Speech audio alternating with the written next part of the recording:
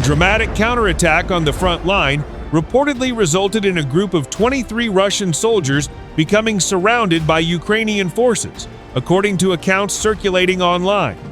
However, the precise details of the engagement, including its location, timing, and outcome, have not been independently verified.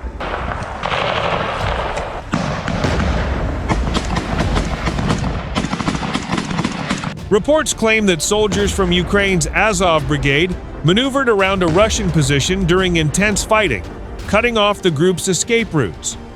Military analysts note that such encirclement tactics have been used by both sides throughout the war, particularly in contested urban areas and along heavily fortified defensive lines.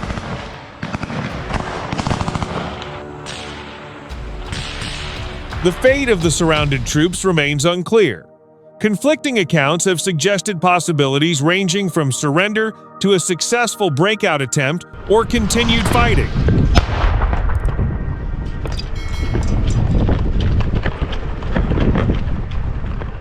A gray morning hung over the shattered tree line as Ukrainian reconnaissance teams monitored movement along a contested section of the front.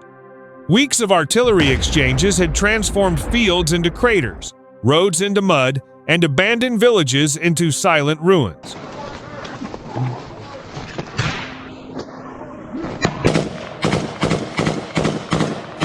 According to the fictional scenario, soldiers from Ukraine's Azov brigade identified a small Russian assault group moving beyond the protection of its main force. Drone operators tracked the unit as it advanced through damaged defensive positions, while commanders studied possible routes for a rapid counterattack.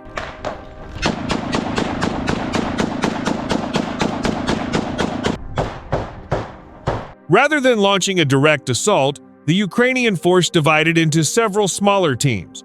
One group established observation posts overlooking likely escape routes, another quietly maneuvered through a wooded area, and a third remained in reserve to reinforce whichever position encountered the strongest resistance.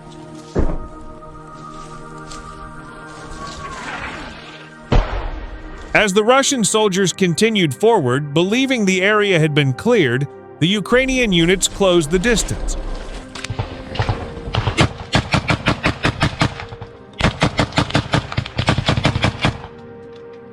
Communication remained limited to brief radio messages designed to reduce the chance of interception. When the signal finally came, the counterattack began almost simultaneously from multiple directions.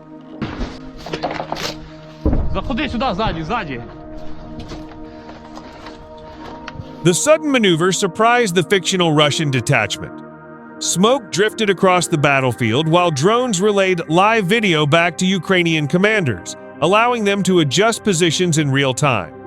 Instead of charging into the center of the enemy formation, the Ukrainian soldiers focused on controlling terrain, sealing likely withdrawal routes, and maintaining communication between squads.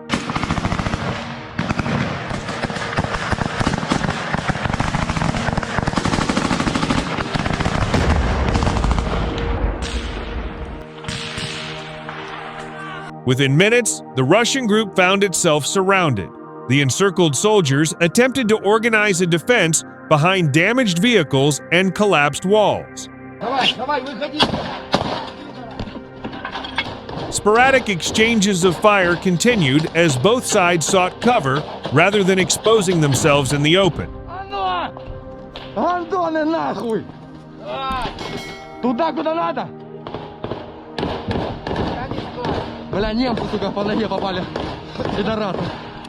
Recognizing that prolonged fighting would increase casualties for everyone involved, Ukrainian commanders used loudspeakers and radio broadcasts to call on the isolated soldiers to surrender.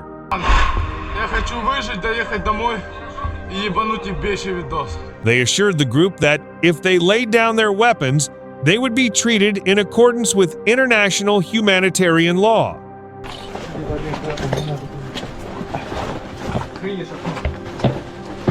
In this, uncertainty spread through the surrounded unit. Ammunition supplies were running low, communications with higher headquarters had failed, and repeated attempts to break through the encirclement proved unsuccessful. Eventually, One soldier cautiously emerged from cover with empty hands raised above his head. Others followed. Отходим, пацаны, давай отходим.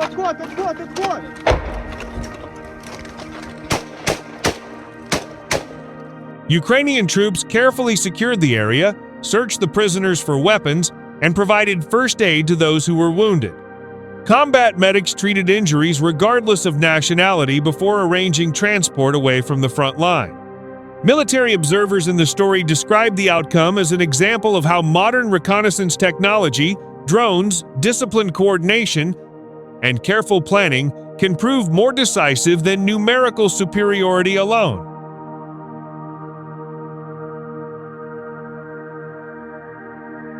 As the smoke cleared, engineers began checking the area for unexploded ordnance, while intelligence officers documented captured equipment and interviewed prisoners according to established procedures. For the soldiers involved, however, the engagement represented only one episode in a much larger conflict.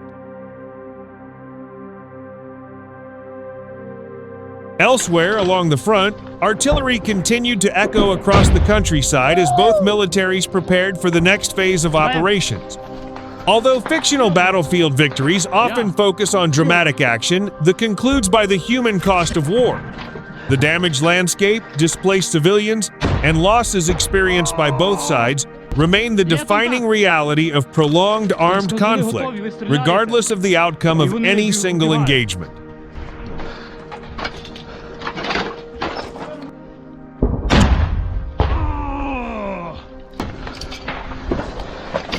General Oleksandr Syrsky, Commander-in-Chief of the Armed Forces of Ukraine, has said that the pace of Russia's advance has fallen by more than half during the first 6 months of 2026, while Russian forces are suffering average monthly losses of around 32,000 personnel killed and wounded.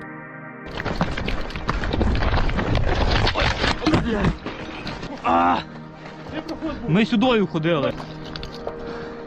The enemy attempted to launch a large-scale offensive, but in reality, failed to achieve any of its objectives despite having almost a twofold advantage in personnel and equipment.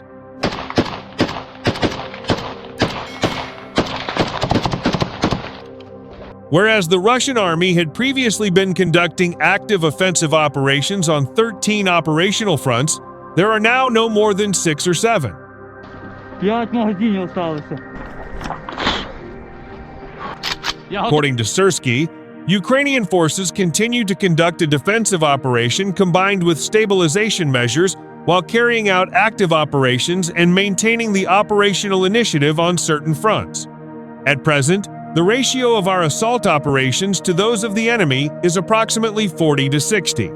It is thanks to the actions of the defense forces that the pace of the Russian advance fell by more than half during the first half of 2026, he said.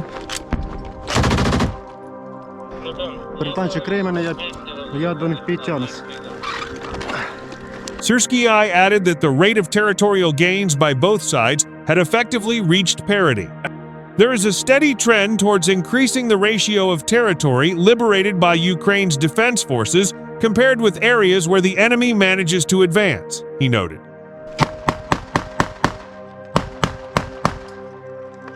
Syrsky also said that 697 targets inside Russia had been struck by Ukraine's deep strike capabilities during the first half of the year, causing direct and indirect economic losses estimated at least US $6.1 billion.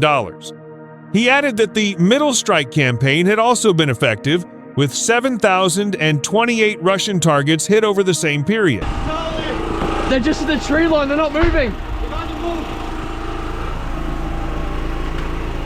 According to Syrsky, Ukrainian artillery carried out more than 456,000 fire missions, the rocket forces launched more than 1,140 strikes, the Air Force conducted more than 1,100 strikes, and support units completed around 1,400 missions.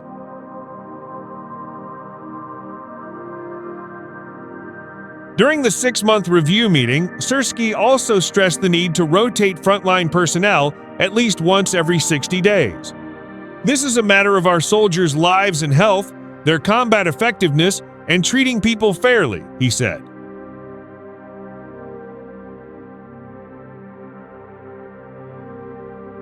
Ukrainian President Volodymyr Zelensky has announced the creation of a dedicated long-range strike command and new joint rapid reaction forces as part of a broader restructuring of Ukraine's armed forces aimed at increasing battlefield flexibility and deepening strikes against Russia.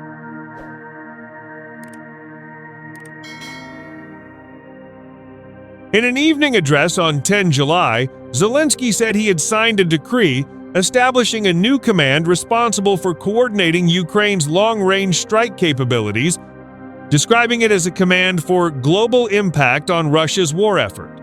The president said the formation would concentrate all available resources to further reduce Russia's ability to wage war.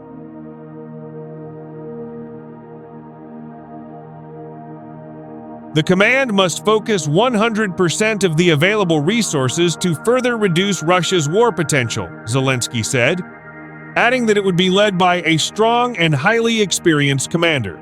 The move comes as Ukraine rapidly expands its deep and intermediate-range strike campaigns against military, logistics, and energy targets inside Russia and across occupied territories. Over recent months, Ukrainian forces have intensified attacks on oil refineries, fuel depots, ammunition storage sites, command centers, air defense systems, and transport infrastructure supporting Russia's invasion. Ukraine has also stepped up strikes against maritime logistics in the Sea of Azov, targeting vessels transporting fuel and supplies to occupied Crimea.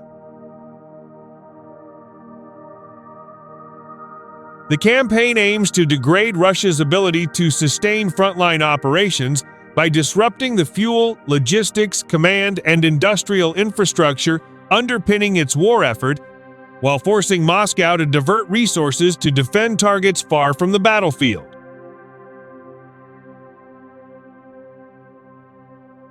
The creation of a dedicated command suggests Kyiv is institutionalizing those capabilities as a distinct operational branch within the armed forces, reflecting the growing strategic role of long-range precision strikes in Ukraine's defense.